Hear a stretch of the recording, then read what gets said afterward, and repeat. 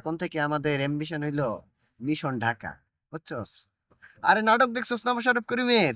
এখান থেকে একটা ডায়লগ শিখছিলাম, বুঝছস? যে দুনিয়াটা হইলো খাওয়া খাওয়ি খেলা। ছোট মাছ বড় মাছরে খায়, বড় মাছ আর তার বড় মাছরে খায়, ওই বড় মাছরে আবার আরো বড় মাছ খায়, বুঝছস? ব্যাং রে যেমন সাপ খায়, সাপ রে আবার তাহলে বস খাওয়া খাই হয়ে গেল না? এই তো খাওয়া খাওয়ি দিয়ে তো দুনিয়াটা খালি খাওয়ার উপর চলে।